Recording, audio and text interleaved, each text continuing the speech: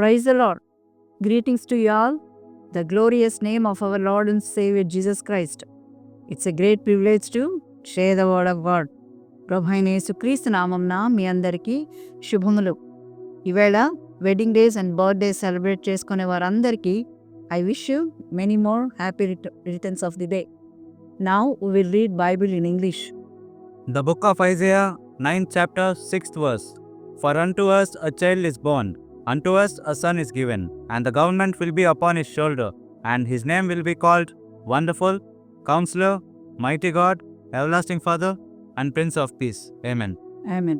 Now I am reading in Telugu. యెషయా గ్రంథము 9వ అధ్యాయము 6వ వచనం. ఏలి అనగా మనకు శిశువు పుట్టెను, మనకు కుమారుడు అనుగ్రహింపబడెను, ఆయన భుజముల మీద రాజ్యభారం ఉండును. ఆశ్చర్యకరుడు, ఆలోచనకర్త, బలవంతుడైన దేవుడు, నిత్యుడగు తండ్రి, సమాధానమునకు కర్త యగు అధిపతి అని అతనికి పేరు పెట్టబడెను. ఆమేన్. ప్రార్థించుకుందాం. సర్వకృపానిధియగు మా ప్రియ పరలోకపు తండ్రి, నీ ఘనమైన అమూల్యమైన పరిశుద్ధమైన నామంకు ఈ సమయంలో వందనములు స్తోత్రం చెల్లిస్తున్నాం.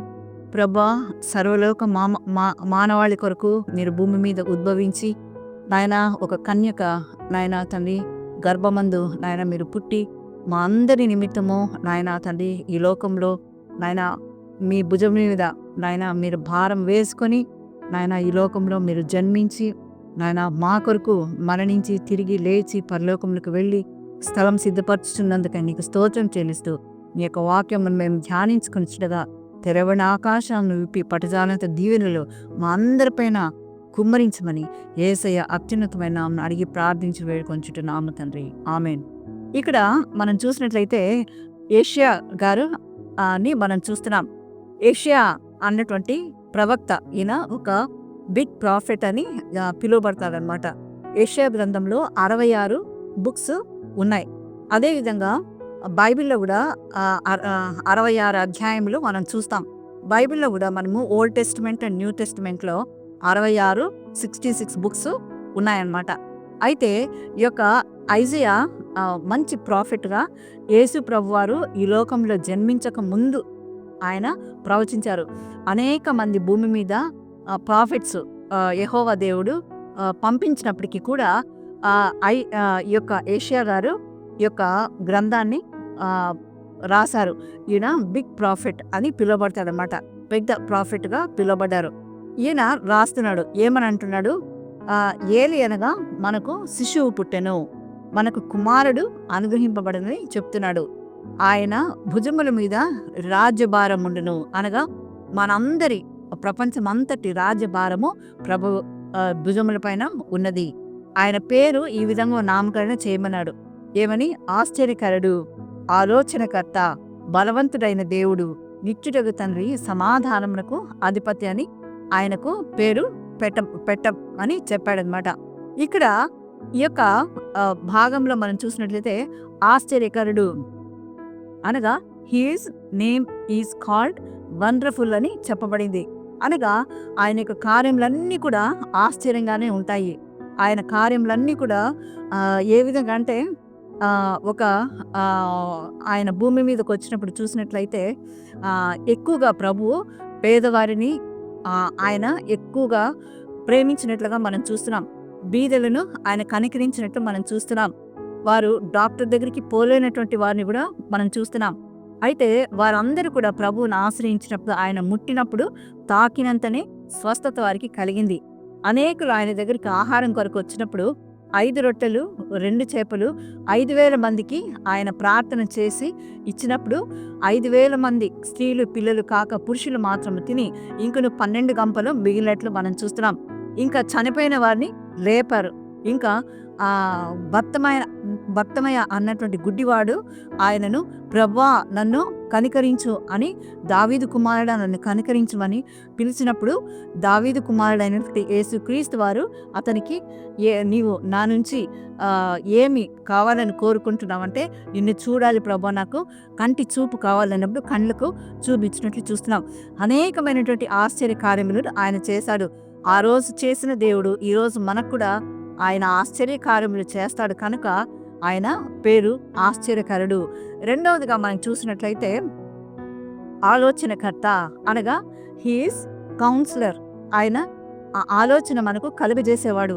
కొన్నిసార్లు మనము చాలా ఆహ్, ఆహ్, కొన్ని విధములైనటువంటి ఇబ్బందుల్లో లేకపోతే మనకు ఏం చేయాలి అన్నటువంటి దిక్కుతోచనటువంటి సమస్యలతో ఉన్నప్పుడు ఆలోచన మనకు రాదు. అప్పుడు just we should depend on God and we should ప్రే. నాయనా, నీ యొక్క ఆలోచన చేత నీవు నన్ను నడిపించు, లేక నీ యొక్క ఆలోచన నాకు దయచేయమన్నప్పుడు ఆయన తప్పకుండా తన యొక్క ఆలోచన చేత మన యొక్క లైఫ్ని కూడా మార్చగలిగినట్టు సర్వశక్తిమంతుడు. One idea can change life అని మనం వింటూ ఉంటాం. ఆ విధంగా దేవుడు కౌన్సిలర్గా ఉండి మనకి ఆలోచన చెప్పేటటువంటి వాడనమాట. అదేవిధంగా మనము చూసినట్లయితే బలవంతుడైన దేవుడు, ఆయన బలహీనులను బలపరిచేటటువంటి దేవుడు. అనగా చిన్నపిల్లలు చూడండి, వారు పుట్టగానే శక్తి ఉండదు. ఒక 3 months అవ్వగానే వారు కొంచెము ఆ శక్తిని పొందగలరు. 6 months అవ్వగానే క్రోలింగ్ చేస్తారు. 1 year 11 months అవ్వగానే వాళ్ళు నడుస్తారు. స్లోగా వాళ్లకు స్టెప్ బై స్టెప్ బలం అన్నది వాళ్ళు పుంజుకుంటూ వస్తారనమాట. అదేవిధంగా బలహీనులగా ఉన్నటువంటి వారు, అనారోగ్య స్థితిలో ఉన్నవారు, వారు కొంచెము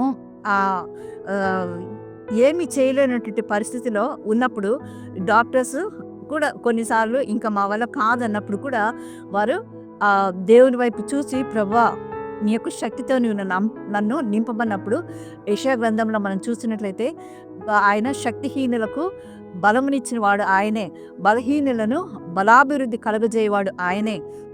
బాలురు సొమ్మసిల్లుదురు, అలయుదురు, యెహోవా కొరకు ఎదురు చూచువారు నూతన బలమును పొందగలరు. పక్షిరాజు వలె రెక్కలు చాపి పైకి ఎగురుదురు, అలేక పరిగెత్తుదురు, సొమ్మసిల్లక నడిచిపోదురని వాక్యం సెలవిచ్చినది. కనుక ఆయన శక్తిమంతుడు, ఆయన బలము లేని వారికి బలం కలిగించేటటువంటి దేవుడుగా ఉంటున్నాడు. ఇంకొకటి మనం చూస్తున్నట్లయితే నిత్యుడగు తండ్రి, సమాధానమునకు అధిపతి అని అతనికి పేరు పెట్టబడును. నిత్యం, ఎవర్ లాస్టింగ్ ఫాదర్ అనగా ఆయన నిన్న నేడు నిరంతరము ఏకరీతిగా ఉన్నటువంటి వాడు. ఆయన మారని దేవుడు. మనుషులు మారినా, రాజ్యములు మారినా, రాజులు మారినా, లేక మన యొక్క బ్రతుకులు మారినా కూడా ప్రభు ఆయన అన్చేంజింగ్ గాడ్. ఎప్పటికీ ఆయన సేమ్ గాడ్గా ఉంటున్నాడు. ఆయన ఎవర్ లాస్టింగ్ గాడ్గా ఉంటున్నాడు అనమాట. ఇంకా సమాధానములకు ఆయన కర్తగా ఉంటున్నాడు, అధిపతిగా ఉంటున్నాడు. ప్రిన్స్ ఆఫ్ పీస్ అని మనం చూసుకుంటున్నాం.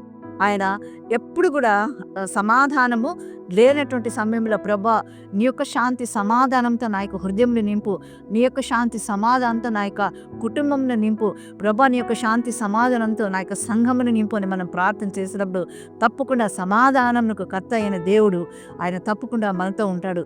పీస్ బీ అంటు యూ అని తన యొక్క శిష్యులతో ఆయన చాలాసార్లు చెప్పినట్లుగా మనం చూస్తుంటాం. కనుక లోకమిచ్చు శాంతి కాక నా సమాధానమును, నా శాంతినే మీకు ఇస్తున్నానని యోహాను సువార్తలో మనం చూస్తున్నాం.